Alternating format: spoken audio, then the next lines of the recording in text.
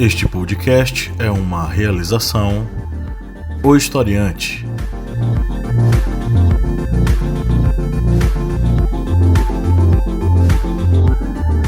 Olá, historiantes! Bem-vindos mais uma vez ao nosso podcast sobre as ciências humanas, é o podcast do Historiante. Eu sou o professor Pablo Magalhães e comigo aqui na bancada, como sempre, nós temos o senhor Márcio Fabiano. Olá, minha gente! Mais uma vez, hoje é um podcast bem especial para nós nordestinos e nordestinas, que é o dia 24 de junho, dia de São João, a gente está na maior alegria. Olha, desde segunda-feira que eu só ouço forró, trabalhando, arrumando aqui minhas coisas, tomando um vinho, e sempre me emociono com junho. Junho é o nosso mês do carinho, do afeto, das avós, das alegrias. Seja bem-vindo, Gilmar, nesse dia tão carinhoso para nós, né? Também temos o senhor Kleber Roberto. E aí, pessoal, beleza? Estamos aqui curtindo, São João em casa.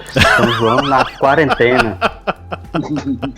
Ok, a senhora Lídia Verônica. Oi, gente. E recebemos hoje aqui uma pessoa super especial, e é uma honra enorme recebê-lo aqui conosco. É o professor Gilmar Santos. Olá, professor. Olá, Pablo, Márcio, Kleber, Lio.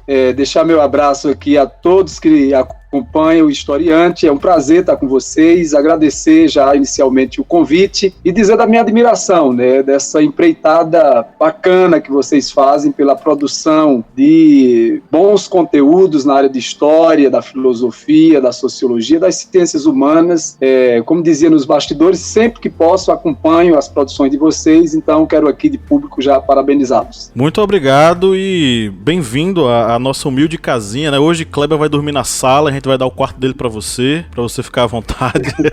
Bom, estamos aqui hoje para tratar sobre um assunto que tá mexendo muito com as pessoas aí nas mídias sociais e nas ruas também. São os protestos de rua e a derrubada de estátuas e monumentos ao redor do mundo, no Brasil e no mundo, Então a gente tá aí nesse processo de questionamento dos espaços memoriais. E o que é que a gente tem a dizer sobre isso, Vamos entrar nesse assunto já, porque a gente vai para os nossos recadinhos rápidos. Márcio Fabiano, querido, se a pessoa que nos assiste, nos ouve, curte nosso conteúdo, ela pensa, rapaz, que bacana, gostaria de participar ainda mais dessa galera. O que é que essa pessoa faz, Márcio? É muito simples. Vai lá no apoia-se/historiante e faz uma proposta acima de R$4. Você tem bacana, mas é bacana mesmo. Você tem acesso aos nossos podcasts, às minipédias, às conversinhas que eu faço. Ontem nós lançamos a conversinha sobre São João. Esse mês encerra a conversinha com Caetano. Mês que vem vai ser uma outra surpresa. E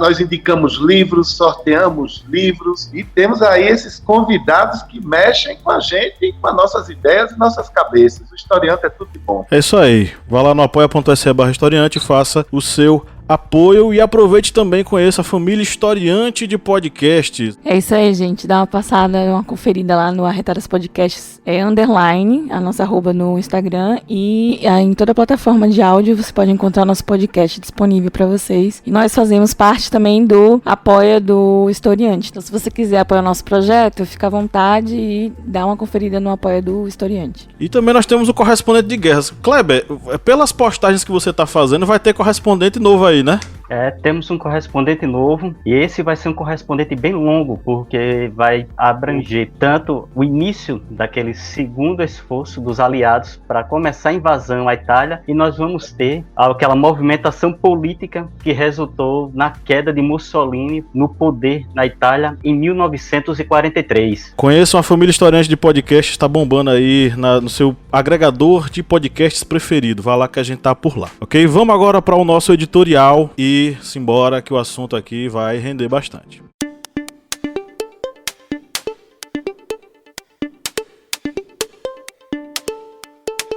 Para muitos paulistas, Raposo Tavares, Fernão Dias, Cardoso de Almeida e Anhanguera são apenas nomes de rodovias.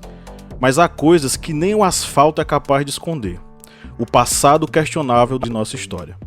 Esculpidos como heróis em áreas públicas, os bandeirantes representam algo ofensivo. Junto aos protestos antirracistas ao redor do mundo, que têm pedido a cabeça e o corpo de pedra desses monumentos, surge a dúvida: O que fazer com um passado que já foi tido como heróico? A contestação de homenagens a homens com biografia racista, misógina e assassina não é um fenômeno de hoje. O que havia antes, entretanto, era a chegada de um novo momento histórico que pedisse a destruição do regime anterior. Na Revolução Francesa, por exemplo, no final do século XVIII, os símbolos da realeza foram destruídos. Alguns símbolos, contudo, permaneceram, de pé como totens representativos da história oficial, mas levantam debates intensos. Em 2017, nos Estados Unidos, a briga em relação à herança confederada como memória positiva resultou até em morte na cidade de Charlottesville. Neonazistas confrontaram grupos antirracistas devido aos planos de remoção da estátua de um general escravagista. Dadas as circunstâncias, houve aceleração na retirada de ao menos 60 monumentos do país. O debate se intensificou com os protestos antirracistas após a morte de George Floyd, em 25 de maio. Em 7 de junho, manifestantes derrubaram e jogaram no rio a estátua de um traficante de escravos em Bristol, no Reino Unido.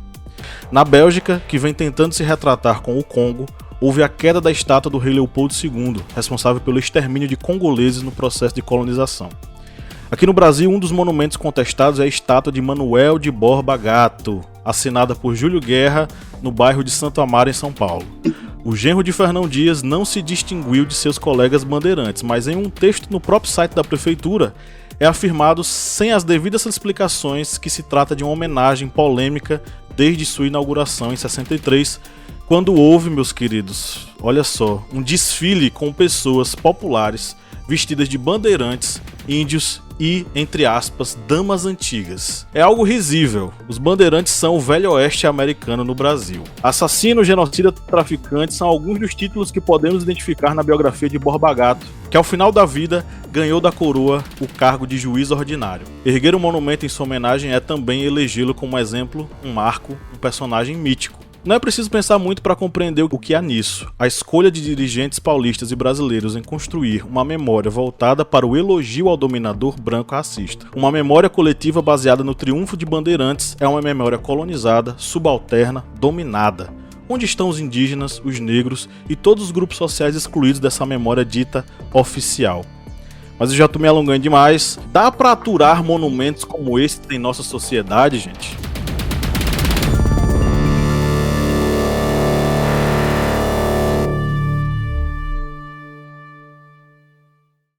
Deixo a dúvida aí para os meus colegas de bancada, em especial o nosso convidado de hoje. Professor Gilmar, a palavra é sua. Bem, quero mais uma vez saudar a todos e todas e dizer que essas manifestações que vêm ocorrendo ultimamente acentuou essa discussão, esse debate sobre a importância da memória, representada por esses monumentos, por essas esculturas, que tem sido, a partir de revoltas como ocorre nos Estados Unidos, devido à morte lá do George Floyd, essas derrubadas, e daí essa reflexão toda. Afinal, devemos manter estátuas, monumentos que fazem homenagens a figuras como o Borba Gato, ou diversas outras figuras, Vamos pegar aqui o que aconteceu ali durante a Segunda Guerra com as imagens de Hitler também, ou as ruas que tinham o nome de Hitler. Será que devemos manter essas figuras vivas na memória popular, na memória do povo? E aí a gente entra num grande debate que é sobre o direito à memória, ou o direito ao patrimônio histórico e cultural que um lugar, que uma cidade, que um país deve ter. E nós vamos observar que esse debate ele vai ficar bastante acentuado na Guerra de Secessão. A gente, fazendo algumas leituras, vai identificar que em 1893, ou melhor, em 1863, durante a Guerra de Secessão, o Abraham Lincoln, observando que tanto grupos nortistas quanto grupos sulistas estavam destruindo representações da memória dos seus adversários, observando a destruição de monumentos ou de documentos importantes para a história cultural, o Abraham Lincoln vai encomendar de um grande intelectual, um grande pensador alemão, o Franz Lieber, para que ele organizasse um código que ordenasse o comportamento, portanto, desses cidadãos americanos que estavam em guerra, no sentido de que eles preservassem os monumentos, os documentos dentro do território americano, os documentos, portanto, históricos e culturais. E é muito interessante que, coincidentemente, nós temos agora os Estados Unidos como o epicentro dessa discussão. É muito a partir dessa situação que está ocorrendo nos Estados Unidos que a gente tem esse debate. E na minha avaliação, na minha posição aqui como professor de história, como alguém que está também comprometido com essa construção de reflexões sobre o patrimônio, sobre a importância da memória, eu vejo que nós temos que fazer essa avaliação a partir de uma análise crítica. Primeiro, é muito natural de que a sociedade ela mude, e nessa mudança nós vamos ter uma mudança de valores e uma mudança de referências, do que é que representa, do que é que não representa para essa sociedade, e, obviamente, em algum momento nós vamos ter rupturas, nós vamos ter uma desvalorização desses símbolos, desses elementos que representam a história do povo ou daquele lugar. E, nesse sentido, é muito comum que a gente observe que monumentos, estátuas ou determinados objetos culturais que eram muito importantes em um contexto, eles percam a sua importância em outros contextos. Agora, entra também aí no debate, além dessa avaliação do processo histórico, das mudanças que ocorrem na sociedade, entra em debate todo esse avanço que nós tivemos em relação às convenções, às normativas, ao direito. Será que é possível, será que é importante e necessário utilizar o direito, utilizar a norma, os acordos que foram feitos dentro da sociedade para proteger esses objetos históricos e culturais? E aí me parece que sim, é muito importante que a gente observe a memória e o patrimônio histórico e cultural como um direito e não como um privilégio. Se nós considerarmos que a memória e o patrimônio histórico e cultural é um privilégio de quem quer o seu preservado e quer o do outro destruído, nós não vamos conseguir desenvolver uma construção da história de forma, digamos assim, legítima, justa e até de respeito para as gerações que vêm depois. Então nós temos aí um debate, tanto do ponto de vista da compreensão dos processos históricos, quanto do ponto de vista do direito. E aí, se nós observarmos a mais importante carta de manifestação dos direitos, que é a carta, a Declaração Universal dos Direitos Humanos, de 1848, nós temos lá, entre esses direitos, os direitos culturais. Então, é muito importante que a gente observe o direito como um referencial desse debate. O que está ocorrendo com toda essa situação de depredação de estátuas, de monumentos, é que não se faz, digamos, a leitura histórica de quem foi aquele personagem, do que aquele monumento representa. Porque isso é que seria importante, se fazer uma discussão sobre quem foi aquele personagem, por que aquela estátua naquele período, por que essa estátua se tentou se derrubá-la. Quando falamos em monumentos, estátuas, eu sempre recordo aqui de Petrolina, daquele monumento dos 500 anos. Eu acho que quem é petrolinense, de Juazeiro, que está descendo da ponte, vai ver um monumento ali dos 500 anos do descobrimento. Aquilo ali, para mim, deveria ser feito assim uma reconstrução inteira sobre aquilo ali. O porquê aquilo ali? É realmente um descobrimento? É invasão? Porque já havia habitantes aqui. Temos que comemorar, fazer um monumento sobre essa chegada dos portugueses no Brasil? Ou seja, deve-se reconstruir a história a partir da análise daquele monumento. Simplesmente só derrubar por derrubar, você não vai apagar a memória. Muito pelo contrário. A partir do momento em que você elimina aquele vestígio, o que vai ficar nos documentos, livros didáticos, livros para pesquisa, documentos oficiais, aquilo ali se torna, digamos, um fato ainda mais enriquecedor na mão de quem quer utilizar a história para um fim maléfico.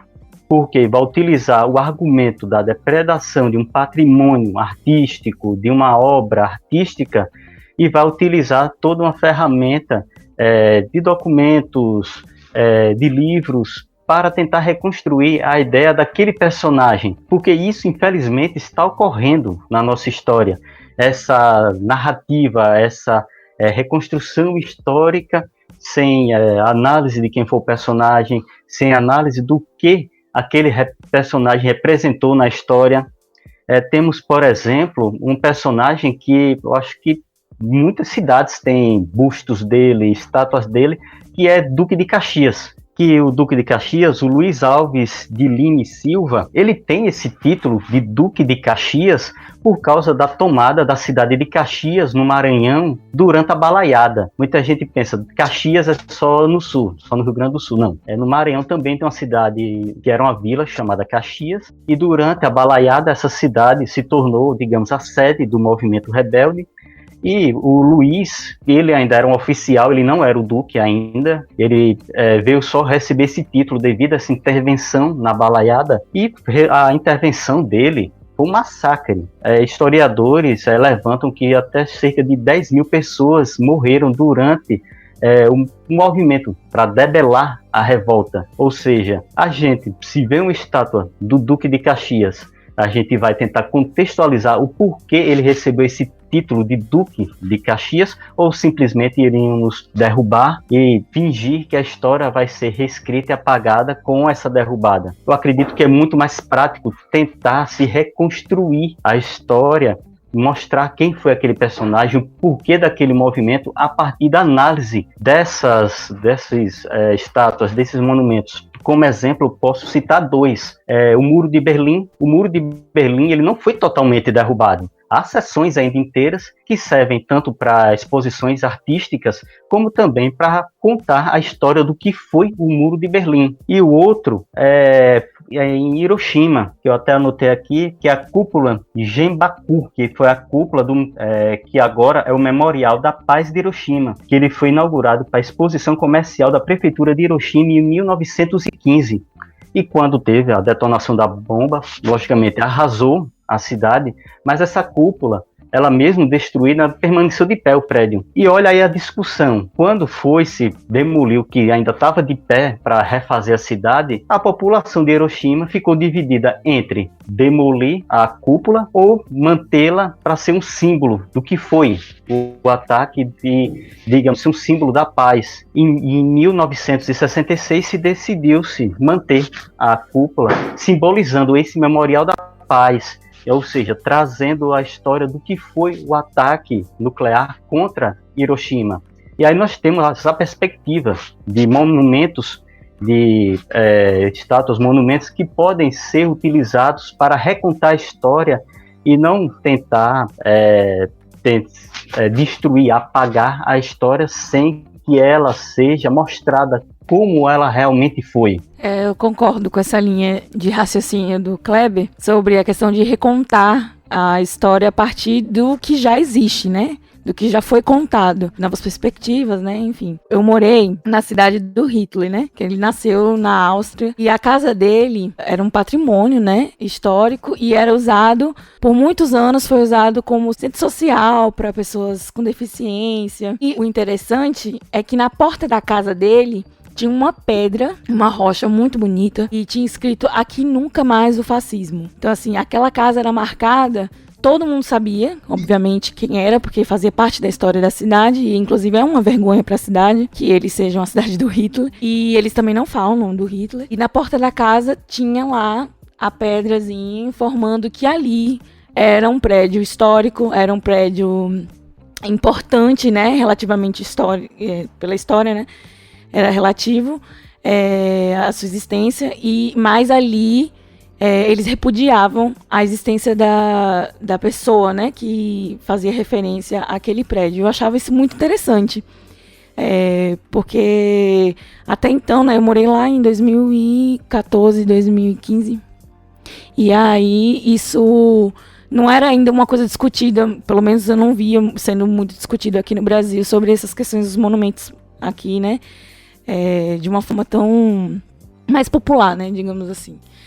E aí eu assisti num programa, acho que do Fábio Porchat, o humorista Paulo Oliveira, ele fala que o Brasil é mal resolvido, né, com suas questões.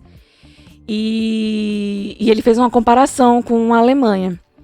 E era muito interessante também isso, porque eles não escondem nada, embora seja uma vergonha ter sido a cidade do Hitler, embora tenha sido uma vergonha, né, o Holocausto, tudo que aconteceu lá, eles não destroem, eles recontam, ou eles contam, né, a história da perspectiva humana, realista, mais humana, né, do que aconteceu nesses lares. Eles não vi nem nada sobre destruir os campos de concentração. Mas o que aconteceu? Em 2016, eles tiveram que demolir a casa. Por quê? Porque a casa estava servindo como caminho de turismo para os neonazistas, né? Então, eles viram que isso realmente não só era um recado, um lembrete de que aquele lugar existia uma pessoa ruim, mas estava, digamos assim, que fornecendo material, né, para quem admirava a história daquele homem. Então eles decidiram demolir a casa que o Hitler nasceu e deixaram só a pedra, né, aqui nunca mais o fascismo e tal. Mas eu acho que isso é interessante, a questão do não destruir o que um dia foi significativo, né, mas sim recontar essa história para as próximas gerações e de uma forma que constranja as gerações anteriores. Entende? Quando eles dizem que aqui nunca mais o fascismo, é uma vergonha para a família dele ou para descendentes, enfim, que a existência, né, enfim, dele e da história dele.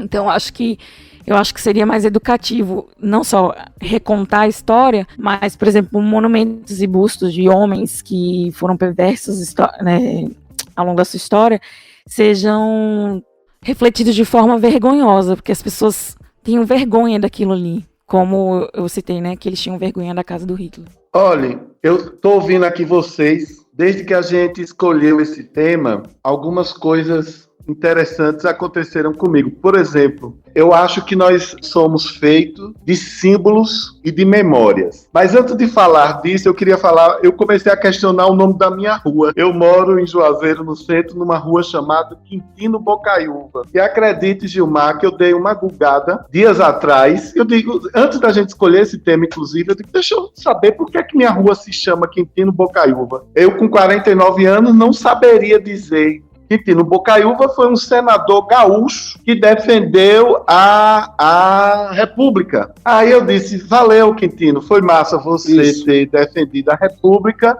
mas você não tem significado nenhum para mim.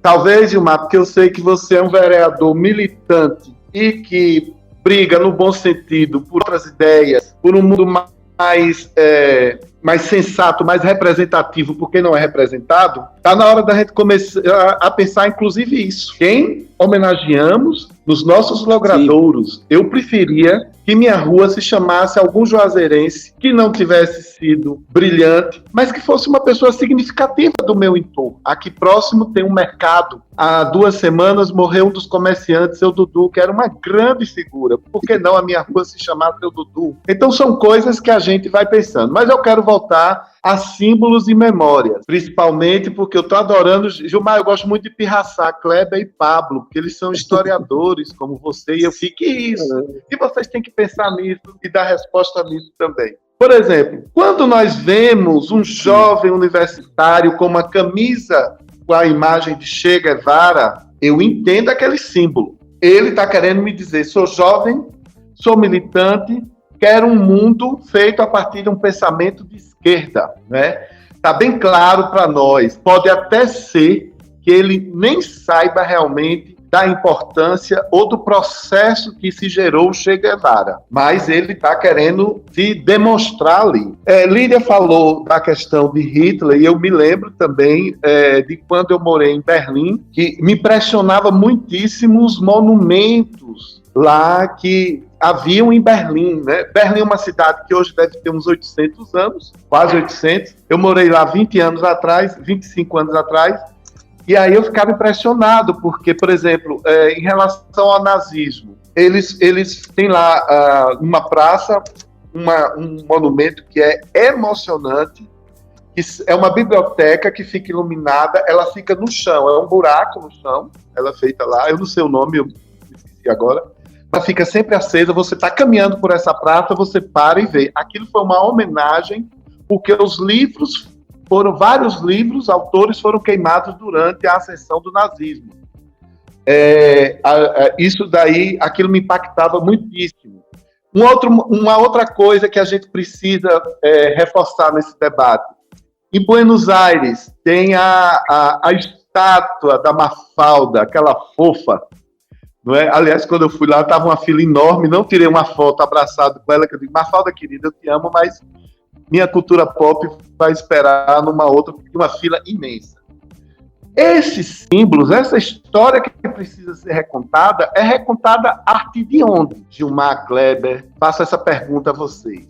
Não é? Quem vai decidir? Quem eu quero ver homenageado? Tem um cara aí, Luiz Severino, que ele está interagindo com a gente. Grande professor da Univasso, inclusive desculpa, Márcio, é um grande companheiro da Univasso, inclusive é estudioso desse campo que a gente está discutindo, das memórias. Ah, maravilha, Luiz. Pois eu estou adorando sua provocação e anotando no meu caderninho analógico que ele está falando dos símbolos aqui de Juazeiro, o Nego d'Água, e outros aí, eu não peguei todos não. E eu ia terminar meu pensamento, por exemplo, em Juazeiro, nós temos aí a estátua de João Gilberto, uma coisa recente, fica ali no Vaporzinho. O que é muito engraçado, porque João Gilberto merece uma estátua, eu acho que ele merece, não é? Ele é um juazeirense, eu sempre digo, muita gente não gosta em Juazeiro quando eu digo isso, eu disse, gente, olha, pezinho no chão, João Gilberto não é mais juazeirense, João Gilberto é do mundo, vamos entender a bossa nova e tudo mais. Mas eu falo isso para algumas pessoas aqui para dizer o seguinte, nós precisamos ter, cadê o cabedal de memória de João Gilberto, por exemplo? Não é? Tem a casa dele, que é a Secretaria de Cultura, pronto. Não lecionamos João Gilberto nas aulas das escolas municipais de Juazeiro. João Gilberto é uma memória de pessoas da minha idade para cima. Eu estou com 49. Se você for perguntar a geração mais jovem, João Gilberto, não é? E eu falo isso porque eu fui gestor do Centro de Cultura João Gilberto e passei lá 2 anos e meio para tentar colocar um painel em homenagem a João Gilberto. Era um putetê burocrático tão grande que eu desisti, entendeu? Então minha gente precisa ter um painel com uma onda do Rio. Inclusive eu consegui de graça de um amigo publicitário do Recife. Essa dificuldade que nós temos de lidar com o que é bacana em nossa memória nos derrota no Brasil. É isso que eu quis trazer. Essas ponderações que vocês fizeram são muito interessantes, e aí eu vou começar aqui por essa provocação que o Márcio nos faz. Dá meu boa noite aqui a Luiz Severino, a Elcio também. Eu não sei se vocês conhecem, né, o professor Elcio Rabelo, que também é um grande professor dedicado à memória, né, ao patrimônio cultural. São 2 professores aí que eu fico aqui até pensando o que é que eu vou falar, viu? Diante dessas autoridades, né, que nos acompanham. Mas dizer que essa provocação que você nos traz sobre, por exemplo, o espaço municipal, aí eu vou pegar Petrolina como referência, né, e as simbologias, as homenagens que estão colocadas, seja em logradouros, né, públicos, em espaços diversos, né, os monumentos que estão colocados aqui. Aí eu quero fazer referência à última situação que nós tivemos aqui na Câmara Municipal. Eu não sei se vocês chegaram a acompanhar. No dia 9 de junho, um projeto de lei do Poder Executivo denominava o Centro de Parto Normal com o nome de Nilo Coelho. E naquele momento eu, né, me opus e fiz um questionamento sobre a incoerência desse nome do ex-senador, ex-governador, para um espaço que é muito representativo para as mulheres, mesmo até que fosse da família Coelho, apesar de eu divergir, né, mas que fosse uma mulher. E naquele momento nós apresentamos algumas sugestões. E eu argumentava que o ex-governador Nilo Coelho, ele já dá nome a diversos espaços de Petrolina, né, projetos de irrigação, avenida, né, o batalhão da Polícia Militar tem o nome de Nilo Coelho, né, o prédio do Banco do Brasil, nós temos escolas, enfim, são muitos espaços. E aí a gente vai refletir, a partir dessa questão, sobre memória, sobre educação, sobre propaganda política, e trazer também esse debate da memória como um ato político. Mas aí é muito importante a gente perceber que quando a gente pensa na memória, nós estamos pensando em um lugar ou uma produção que parte muito do indivíduo, inicialmente, né? O que é importante para a minha memória? Qual é o valor que eu dou, né, àquele objeto? E aí o Kleber colocava, né, as pessoas precisam estar fazendo essa interpretação, fazendo essa leitura. E devo dizer que as pessoas que estão derrubidas ou em outro espaço, elas fazem a leitura. Agora é preciso saber se essa leitura é uma leitura crítica.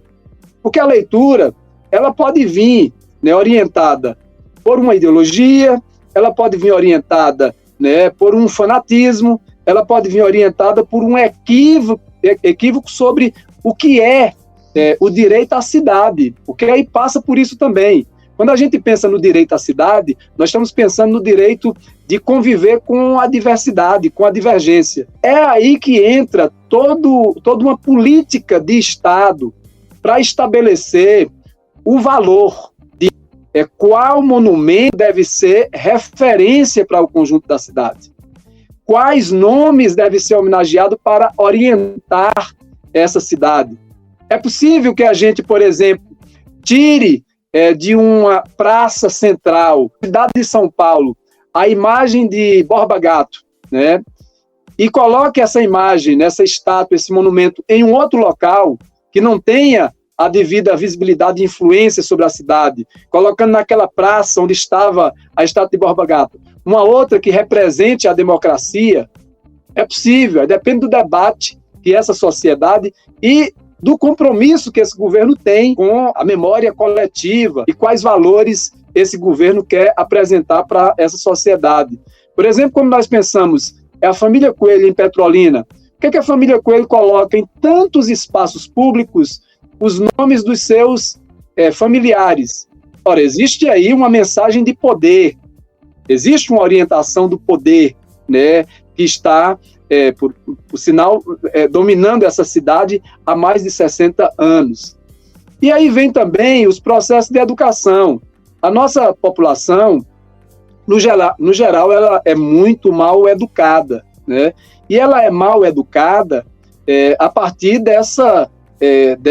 desses planos, dessa intervenção governamental, que é uma intervenção, como nós sabemos, né, nós que estudamos história de forma mais crítica, é uma intervenção de uma elite. A produção historiográfica escolar brasileira, ela é muito orientada pelos interesses da elite.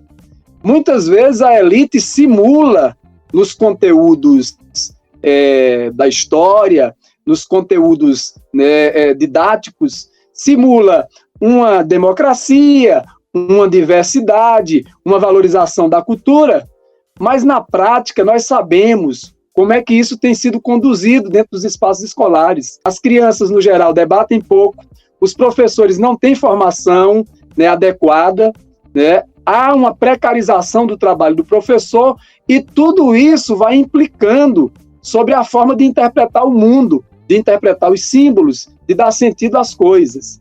Então, me parece, Márcio, que quando você não tem interesse pela figura de Quitino Bocaiúva, que foi uma figura importante para a construção do nosso país. E aí eu não estou aqui tratando de valores, eu estou falando da figura histórica que foi o Quitino. E era muito importante, seria muito importante que você, assim como outras pessoas, pudessem saber que esse cara, mesmo não tendo defendido os valores que nós defendemos, foi uma figura importante para o processo histórico brasileiro. Inclusive, para que a gente pudesse criticá-lo e dizer, olha, eu sou contra ele.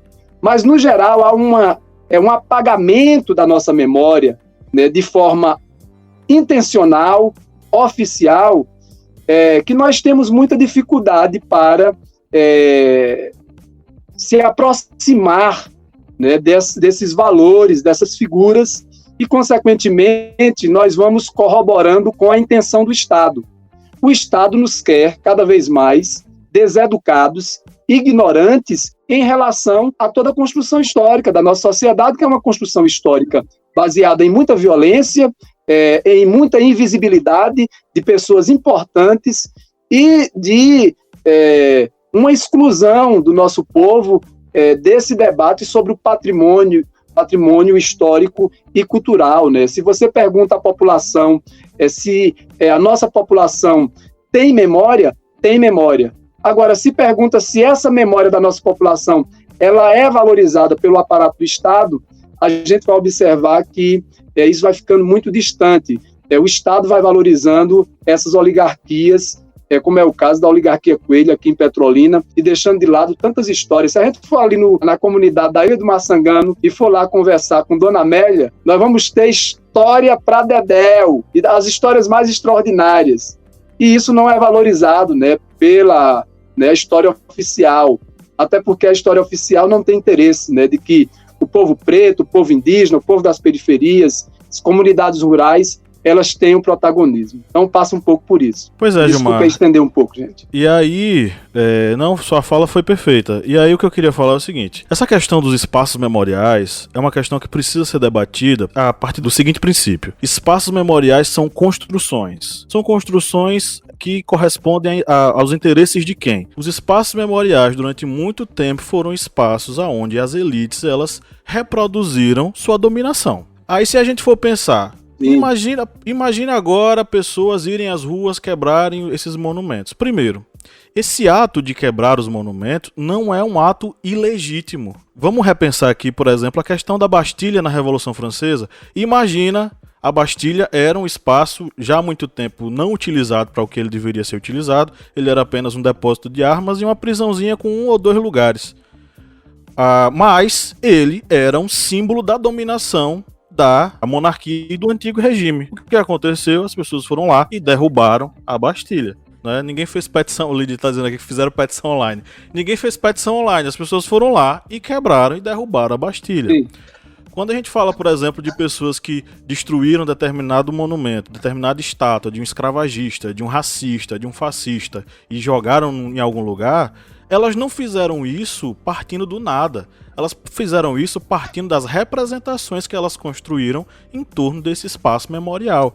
Então a memória ela é um espaço de disputas. E essas disputas elas estão representadas nessas relações sociais hierarquizadas de dominação. Então assim, eu compreendo e faço coro com os colegas quando a gente fala assim, que tal deixar lá e ele servir como espaço de vergonha? Né? Uma memória de vergonha sobre o passado. Pode até ser. Mas a gente tem que lembrar também que nem todo mundo que olha para esse espaço ele vai entender isso. Porque as representações do monumento, ainda que a pessoa não conheça o monumento, ela vai ter representação. Isso é semiótica, gente. Você olha para um espaço, você identifica, seja pela memória coletiva, seja pelas conversas que as pessoas têm na sociedade, ela vai olhar para aquilo ali e vai dizer, esse é o monumento da besteira. E isso vai ser construído por quê? Por causa de uma cultura praticada e ela aprendeu isso. Então os espaços eles são espaços de dominação, eles são espaços de disputa. A memória está em constante disputa. Então assim, O monumento não parte do nada. A gente precisa ressignificar. Mas imagina o ato de quebrar uma estátua de alguém que dominou aquela população. Isso é um ato de libertação, gente. A gente precisa compreender nesse aspecto também. Ele parte tanto de uma angústia dessa sociedade, mas também parte de uma sensação e uma necessidade de libertação. E rapidamente passando para o próximo quadro, a gente já extrapolou aqui 10 milhões de minutos além do tempo. Mas fechando aqui, porque Severino e Elson fizeram colaborações fantásticas. Luiz foi meu professor e professor de Kleber há muito tempo atrás na graduação, né? Já caducamos junto com o professor Luiz Severino. Elson Rabelo também, um grande abraço. Não conheço pessoalmente, mas utilizei de textos e artigos dele para compor a minha dissertação no mestrado. Foi fundamental a perspectiva dele sobre a fotografia e a memória. E o que eu poderia dizer aqui, Severino falou sobre a questão do monumento ao Santiago Maior, da Praça Santiago Maior. Gente, as pessoas não entendem que aquela estátua, aquele monumento faz referência aos remeiros de São Francisco e a história de luta desses caras que conduziram as navegações com o sangue do seu próprio peito, né? Isso é um apagamento memorial absurdo. Agora, é fruto de uma intenção da classe dominante? Eu acho que nem tanto. É fruto também da nossa deseducação, como o Gilmar falou. Nós não nos educamos para a memória, nós não nos educamos para a observação do patrimônio e a compreensão desse patrimônio. Passando a limpo. Vamos para o nosso primeiro quadro, gente. Professor Gilmar, você vai agora cair no nosso primeiro quadro. É um joguinho de perguntas e respostas, tá? Que a gente preparou aqui pra você, especialmente. Ele se chama... Espero que eu consiga. É o nosso quadro Passando a Limpo, tá? Bem-vindo aqui ao nosso primeiro quadro Passando a Limpo. O prêmio de hoje é um suco de laranja e um sanduíche de cloroquina. Olha só que delícia o prêmio nosso aqui de hoje. Deus me proteja aí desse sanduíche de cloroquina. Vamos lá, Lídia Verônica. Todo mundo larga os celulares. Professor Gilmar, agora é hora de você se desconectar aí das suas coisas. Ninguém pode googlar, ninguém pode pesquisar nada, viu? Não pode trapacear. Mãos na cabeça aí todo mundo, pra eu poder ver. Não pode trapacear. Vamos lá. Primeira questão. Em Bristol, no Reino Unido, a estátua de quem foi arrancada e jogada no rio Avon? A. Edward Colston, comerciante de escravos. B. John Wilkins Radcliffe, traficante de escravos. C. Carlton Wilkins, senhor escravagista. E aí, pessoal? Foi a. Letra A. Eu vou de letra A também. Vou na letra A também. Letra A. Ok, todo mundo pescando que vocês acertaram. Edward Colston, comerciante de escravos. Ele liderou a companhia Royal African Company, da qual era sócio, né? Ele traficou mais de 84 mil africanos para as Américas.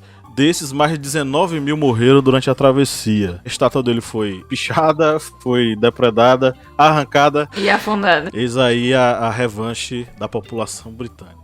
Próxima questão. Entre as ações violentas protagonizadas por bandeirantes no Brasil, destaca-se a destruição do Quilombo dos Palmares em 1695, liderada por A. Raposo Tavares, B. Domingos Jorge Velho, C. Anhanguera. B. Foi a B. B. Jorge Velho. Eu vou seguir Domingos os Jorge historiadores aí. Esse jogo hoje tá uma vergonha, todo mundo acertou. Domingos Jorge Velho. Essa criatura, além de ter sido responsável pela destruição do Quilombo dos Palmares, também foi responsável pela exploração e destruição do povo indígena da região onde hoje está localizado o estado do Piauí. E muitas pessoas homenageiam esse cara aqui com avenidas, né? Bom, última questão, hein? Todo mundo acertou, agora é a hora de a gente desempatar isso. O Instituto do Patrimônio Histórico e Artístico Nacional, o IPHAN, é uma autarquia federal do governo do Brasil criada em 34, durante o governo constitucional de Vargas, 37, em meio à ditadura do Estado Novo, 64, durante o governo João Goulart. C. Márcio vai de C. Fala, Lídia. Letra B. Eu vou de A. Eu também vou de A, no Vargas. Peraí, Lídia e Kleber foram de A. Márcio foi de quê? Márcio foi C. C, mas se a resposta certa for A, eu também tô no A. Não, Márcio. Aí não vale. Gilmar foi de? B, eu tô arriscando. Eu tô aqui trazendo um pouco da memória, mas não tenho absoluto, mas Creio que sim. Letra B. Gilmar, querido, hoje é o seu dia de fazer aquele sanduba bacana de hidroxicloroquina, porque você acertou, viu? Eu quero só lembrar, Pablo, a vocês, é muito importante a gente ter essa referência do Estado Novo como uma política de Estado sobre a memória histórica, o patrimônio histórico. Muito Isso importante. mesmo. O IFAM foi fundado em 1937 e vinculado ao Ministério da Educação e Saúde por meio da Lei nº 378. O responsável pela sua organização foi o ministro Gustavo Capanema e em sua equipe, olha só, nós tínhamos o poeta Mário de Andrade. Eu só queria lembrar que Mário de Andrade foi o cara que se recusou a receber um dos líderes fascistas do movimento futurista no Brasil, que foi o Marinetti. O Mário de Andrade soube da notícia e disseram, você vai receber o Marinetti. Aí o Mário de Andrade disse, rapaz, quer saber?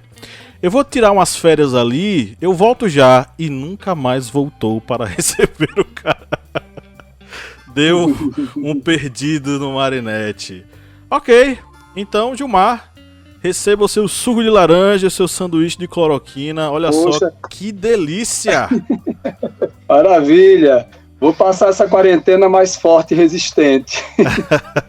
Olha Suco de só, laranja. a Aline aqui escreveu Márcio, eu que acho que eu estou prêmio. habilitado, viu? Você disse que eu tinha que fazer uma prova aí como vereador.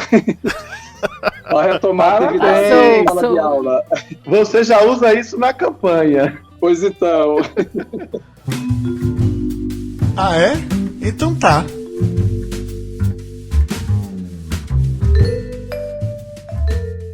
Vamos agora para as interações com os nossos ouvintes. Nós recebemos aí muita coisa, né? Hoje pipocou lá o Instagram, o Facebook, o Twitter. Muita gente interagiu, muita gente mandou coisa aqui pra gente, né? Falas, provocações. E aí, queridos membros da mesa, o que é que vocês separaram pra gente aqui? O Bruno Araújo, que é nosso apoiador, já conversou conosco aqui.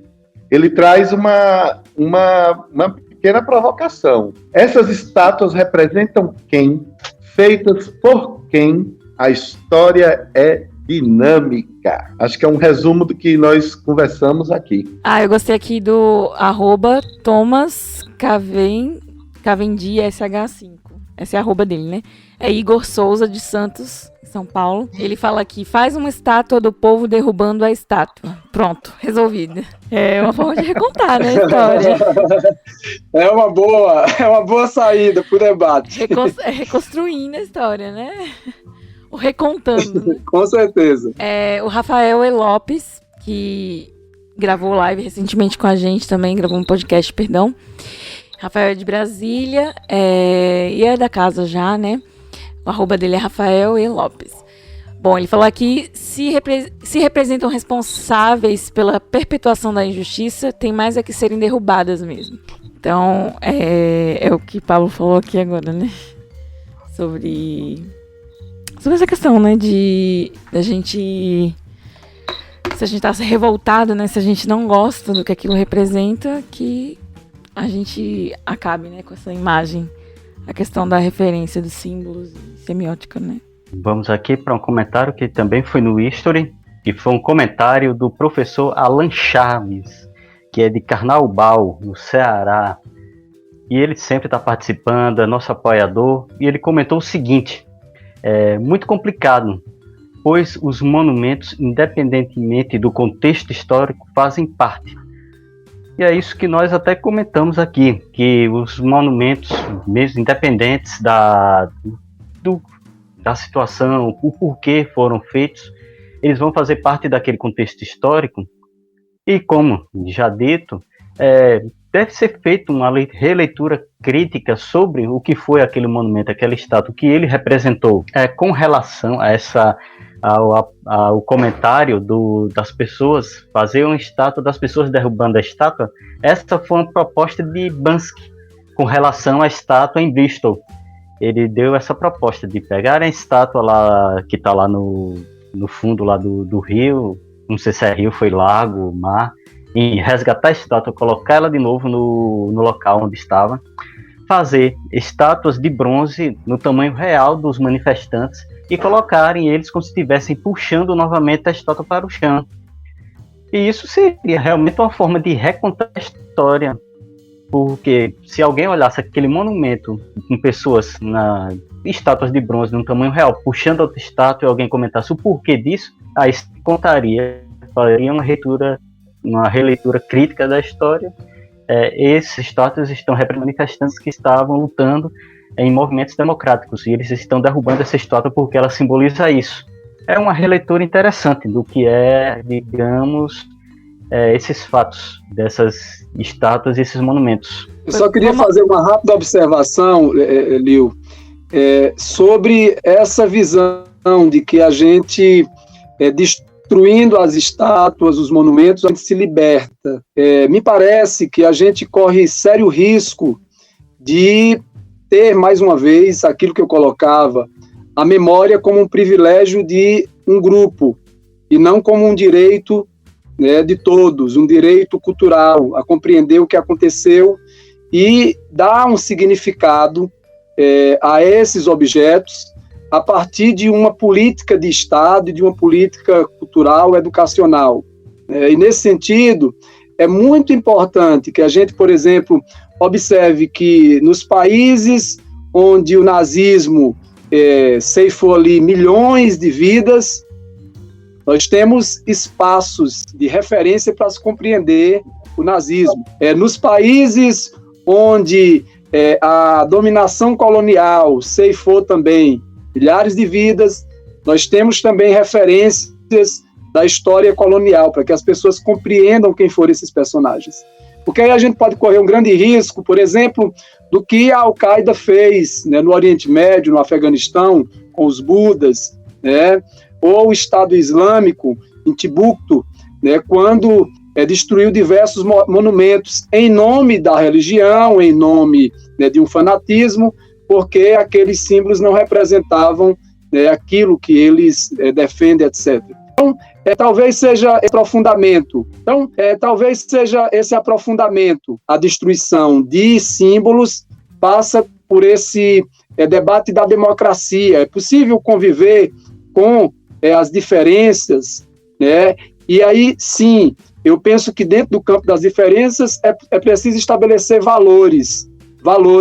Qual é o valor que nos orienta? E aí, com certeza, dentro de uma sociedade democrática, não são valores defendidos por figuras violentas, figuras fascistas. Essas figuras vão servir apenas de referência para a gente continuar a história. Inclusive, ia ler aqui para poder o Gilmar responder, que uma seguidora escreveu aqui, a @JaneLopes15, ela falou: sou contra a derrubada de estátuas. Sim. Quem não conhece sua história está fadado a repeti-la. É basicamente isso, né? A questão da referência, né? Pra gente não... eu acho que a gente tem que ter uma posição crítica. E aí sim, eu estou de acordo com a fúria dos manifestantes dentro de um contexto, né, como esse do George Floyd. É legítimo que essa fúria se direcione para a derrubada de símbolos. É legítimo, nesse sentido, dentro da situação imediata. Mas enquanto professor, enquanto cidadão, enquanto hoje alguém que representa a sociedade, eu acho muito importante que a gente faça o debate crítico. De um lado nós temos a memória e de outro nós temos a história. São duas coisas diferentes. A memória, ela acaba, em algum momento, nos encaminhando para posições, digamos assim, imediatistas. A história não. A história é resultado de um processo de educação, de crítica, de análise, de método, e aí precisa ser também o resultado de uma política de Estado. Também complementando aqui, né, que eu também iria trazer aqui para o Gilmar, e ele já falou perfeitamente, que a @ comentou isso, que é a @HistoryAnderson. Ele fala que meu receio é que com a queda dessas estátuas vá também a memória de quão ruins foram essas etapas, né? Essas etapas foram. É o Anderson Lima que falou isso. E realmente, né, assim, os dois comentários, eles complementam, né? A questão de correr o risco de repetir, né, os mesmos erros, e a questão de refletir, né, com apagar da memória essas fases ruins, né? Eu não sei se eu vou ter tempo, gente. Eu gostaria de fazer uma referência aqui para vocês de um texto que eu acho que é muito representativo disso que a gente está discutindo. O Vladimir Pomar, que é um cientista político, escreveu uma obra chamada O Enigma Chinês. É muito bacana, está disponível na internet em PDF. É uma edição da Perseu Abramo. E tem um momento em que ele faz uma reflexão sobre o valor que os chineses dão aos monumentos, aos objetos históricos. E aí, nós sabemos, né, que a China é uma ditadura, né, pensando politicamente, com orientação comunista, né, economicamente tem uma postura mais liberal, mas politicamente é uma ditadura. E essa propaganda que se fez de que o comunismo não aceita a divergência, o diferente, etc., etc., essa obra do Vladimir vai apontar que, no campo da memória, a política de Estado chinês é uma política de respeito e preservação de toda a história anterior à Revolução Chinesa de 1949. E aí ele faz uma referência, por exemplo, aos templos, museus, parques, pavilhões, jardins, pontes, tumbas, todos eles referentes às dinastias, né, que dominaram a China. Ou seja, esse país poderia ter mandado destruir tudo, né? Esse governo, na verdade, poderia ter mandado destruir tudo, mas tudo é muito bem preservado. Inclusive, as lideranças políticas não marxistas, não comunistas, que também lutaram contra o Partido Comunista Chinês. Tudo isso é preservado. Porém, contudo, daí vem o debate sobre política de Estado, eles preservam todos os espaços e monumentos possíveis da Revolução. Então, existe ali uma espécie de compromisso do Estado chinês em preservar a memória em todos os aspectos possíveis, para que as pessoas conheçam o período de escravização, de servidão e de muita violência que ocorreu antes da Revolução, o processo de violência da própria Revolução e, portanto, as representações que levem a população a compreender o quanto a história é dinâmica, como disse aí um companheiro, o quanto a história é divergente, é conflituosa, e é a partir desse processo que as pessoas vão formando a sua consciência. Márcio Kleber, tem mais alguma fala? Só um comentário rápido de Anderson Silas 7, que ele mandou o seguinte: independente das ações que os indivíduos retratados nas estátuas cometeram, penso que as estátuas devem ser preservadas em um determinado local, para que os futuros pesquisadores possam ter acesso às mesmas e, consequentemente, desenvolver outras interpretações históricas. É bem aquilo que o professor Gilmar comentou. A estátua ela pode ser retirada do local onde ela pode ter uma determinada simbologia e ser recolocada em outro local para servir como essa análise histórica daquele personagem, fazer uma releitura sobre o que é que ele fez e o porquê aquela estátua estava em determinado local, em determinada época, e agora ela foi retirada e colocada em outro ponto, apenas para ser utilizada como análise histórica, numa perspectiva de uma análise crítica sobre aquele personagem. Pinga Fogo, do Márcio.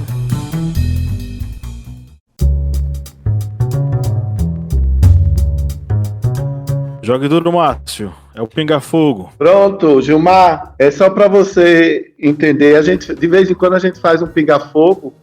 Eu faço uma pergunta a Kleber, sim, ele a mim, mas é porque, para deixar bem claro, nós somos dois personagens distintos. Kleber é um trotskista, é um cara aí da Revolução, e eu sou tá vendo? E eu sou um aristocrata falido. Não temos mais nada. Só nos restou o sobrenome. Mas, Gilmar, esse pinga-fogo é para você e para Kleber. Queridos, quem merece uma estátua em Atibaia? O ex-presidente Lula, o Queiroz ou Sérgio Moro, o detetive dos casos perdidos? Vou deixar a Kleber aí que está mais atento a essas questões.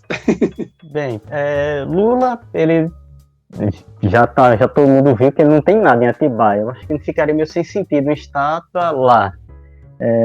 Queiroz chegou voando, ou seja, seria uma estátua no aeroporto. Fica meio sem sentido. Eu acho que seria interessante realmente uma estátua de Sérgio Moro.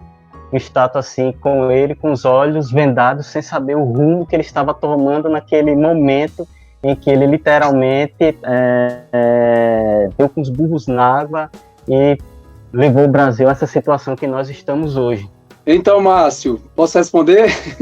Como eu vou fazer referência à democracia, eu preferia ver o povo de Atibaia discutindo, e muito possivelmente nenhum dos três.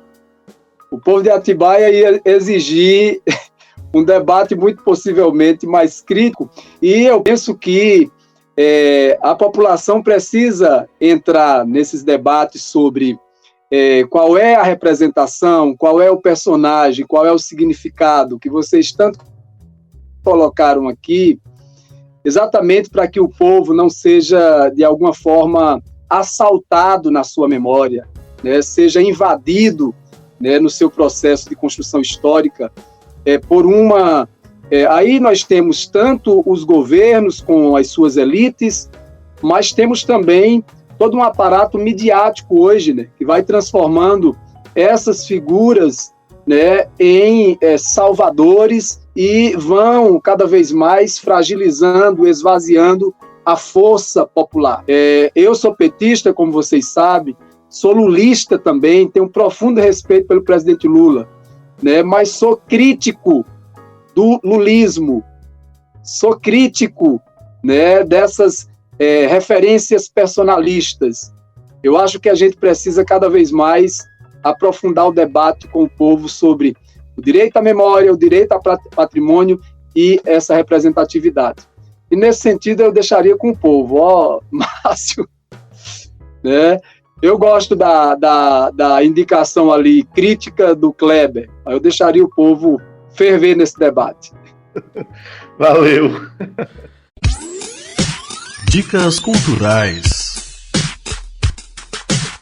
Ok, queridos, estamos chegando aqui na nossa reta final e é o momento das nossas indicações, né? O que é que a gente anda aí vendo, ouvindo, né? E o que é que isso pode agregar a esse debate, né? Quais referências podem agregar a esse debate? Vamos começar com o Gilmar, que é nosso convidado. E aí, Gilmar, quais dicas você quer dar para a galera? Bacana, eu separei aqui algumas referências.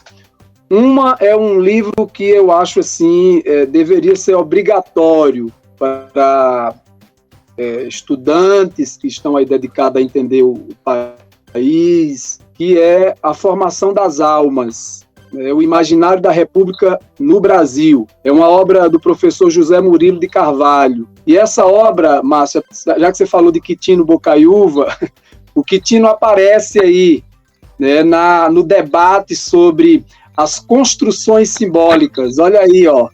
A obra está trazendo aí, é uma obra importantíssima.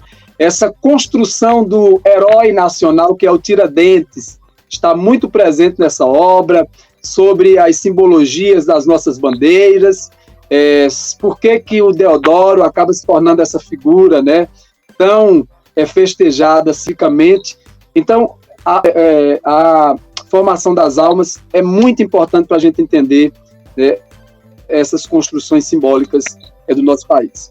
E aí quero indicar para vocês um filme, e para mim é muito interessante também sobre esse debate, que é O Violino Vermelho. É um filme de 1998, né, e ele conta a história de um luthier italiano. Então, esse livro, Violino Vermelho, vai contar a história desse violino, né, construído por esse luthier. Ele vai pintar com o sangue da esposa, só que a história desse violino vai perpassando vários períodos da nossa história, até chegar na atualidade. E é muito interessante que tem um momento em que ele passa pela Revolução Cultural na China. É o momento em que o governo chinês está censurando, né, tudo que faz referência ao Ocidente. Então é um apagamento que nós temos ali da memória ocidental, das influências ocidentais sobre o povo chinês.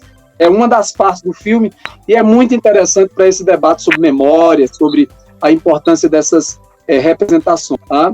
E uma outra referência, né, que aí quem quiser buscar tem alguns artigos, mas tem um artigo do Marcos Paulo de Souza Miranda. Ele é promotor de justiça em Minas Gerais e é um tanto obcecado por esse debate sobre memória, patrimônio. Ele traz o direito como referência. Então, tem esse artigo: bens culturais não podem ser atacados em caso de guerra. Então, são reflexões interessantes que ele traz sobre esse debate. Então, eu deixo para vocês essas 3 referências. Eu vou indicar um livro, um dos últimos livros que eu li, da Djamila Ribeiro. Eu vou indicar o Pequeno Manual Antirracista, que é pequeno mesmo, é bem educativo, bem legal. Dá para ler numa sentadinha, eu li num dia só, muito bom. E o que eu achei interessante é como ela explica, né, a origem de determinadas expressões que pra gente, né, passa batido como uma expressão popular, mas na verdade ela tem um significado racista. Então eu achei bem interessante e é educativo, né? Então leiam Pequeno Manual Antirracista da Djamila Ribeiro. Deixa eu só compartilhar, e desculpe eu me alongar. Lio, nós estamos aqui, o Mandato Coletivo está fazendo uma campanha nas escolas públicas. Nós estamos doando para as escolas públicas o Pequeno Manual Antirracista da Djamila. E aí tivemos a alegria de Djamila estar gravando, apoiando a campanha. Nós, devido à pandemia, suspendemos a campanha nas escolas, mas vamos estar retomando no modo remoto, né? Fazendo reuniões com os estudantes sobre essas leituras desse livro. Então é muito bacana você estar indicando ele. Que legal, muito bom saber disso. Realmente, acho que nada mais apropriado do que ler esse livro na escola, né? Essa fase é muito importante. E agora, nesse momento, principalmente. Porque depois de adulto, né, a gente lê, quando eu li, né, nossa, realmente faz sentido, né? Então, acho que fica até mais fácil agora educar, né, um novo linguajar, né, para se usar novas expressões, enfim, substituir. Com certeza. Muito bom. Então, eu vou fazer um spoiler, vou indicar 2 brasileiros com os quais eu vou gravar as conversinhas do mês de agosto, que são Jorge Amado, o nosso querido escritor baiano, polêmico também. Jorge Amado, como qualquer um de nós, não tem 100% de aceitação. Jorge Amado, para quem não sabe, foi comunista na juventude e foi amadurecendo, foi ficando mais molinho, era amigo de Antônio Carlos Magalhães, mas é uma figuraça. Eu vou conversar sobre ele e quero indicar também a obra dele e a obra de Manuel Bandeira, da qual eu também vou falar na próxima Conversinhas, e eu vou gravar aí pelo podcast no mês que vem. E quero indicar um perfil no Instagram, tá? É a Tia Má Oficial. A Tia Má é uma influenciadora baiana, é uma figura bem-humorada, que vem tratando, ela já tem uns 2, 3 anos que ela virou uma digital influencer, e ela vem falando com bom humor, mas sabendo tocar sobre essas questões de racismo, não é? Ela é soteropolitana, ela nasceu em Salvador, e eu tenho acompanhado, é muito interessante as reflexões que ela tem trazendo sobre isso, né? E a gente está falando de memória. Eu quero também, Pablo e Lio, Kleber, Gilmar, dedicar esse podcast nosso a uma mulher maravilhosa. Deus é uma mulher preta, chega a me arrepio. Elza Soares, que ontem completou 90 anos. Elza Soares merece todas as estátuas, não é? Merece Sim. Uma grande estátua no Rio de Janeiro. É uma mulher incrível que eu tive a graça de ver um show dela e sofreu. Se há uma palavra para Elza, ela sofreu o pão que o diabo amassou, passou fome, foi chamada de feia quando começou a ter sucesso. apanhou que só, tanto no sentido literal como no sentido simbólico, ao assumir o seu amor por Garrincha, não é? Ela foi chamada prostituta, isso apenas porque aqui é um podcast decente. E hoje completa 90 anos cantando, defendendo a comunidade negra, defendendo a mulher e defendendo um Brasil que nós não podemos deixar perder.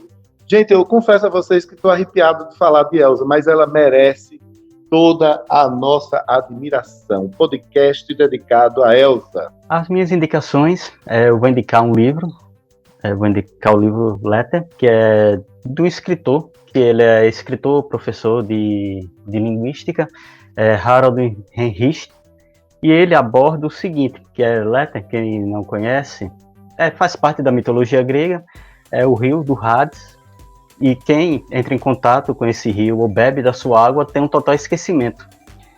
E o professor Harold, ele aborda da seguinte forma: a literatura, a história, a mitologia, todos esses contextos, como eles abordam a questão de esquecimento. E fazem essa analogia com relação ao homem, como o homem também trabalha para o seu esquecimento. Eu indico esse livro exatamente para nós nos lembrarmos sobre as estátuas, sobre o que elas simbolizam, sobre o que aquele personagem vai simbolizar, para não deixar esquecer, muitas vezes, um passado cruel de um determinado personagem. E sempre eu deixo indicação de música. Como eu estou meio saudosista lá no início dos anos 90, eu vou indicar uma música do Metallica só. Vou indicar Enter Sandman, que é do Black Album. E eu não sei se vamos ter vamos ter uma playlist desse podcast. Vamos ter, professor Pablo? Vai sim, querido. Já tem nome? Vamos definir hoje. Bom, Professor Gilmar, sugira aí um nome, Gilmar, para nossa playlist. Para sugerir uma música, não entendi, uma música ou é isso? Gilmar, é o seguinte, ao final de cada episódio a gente coloca uma sugestão de playlist, né, que é feita com a curadoria dessas pessoas que fazem parte aqui do programa, né? Inclusive nós convidaremos você a dar 2 sugestões de música para essa nossa playlist. Aí eu queria perguntar para você qual o nome que a gente pode dar para uma playlist desse episódio? Uau! Vocês agora me pegaram queima-roupa, né? Eu não sei se eu tô com essa criatividade toda não, viu? E olha que eu gosto de me meter nessa história de estar criando coisas. Pensa aí um pouquinho, eu vou dar minha indicação, vá pensando um pouquinho aí, tá? A minha indicação é o livro Alegoria do Patrimônio, da Françoise Chouet, tá?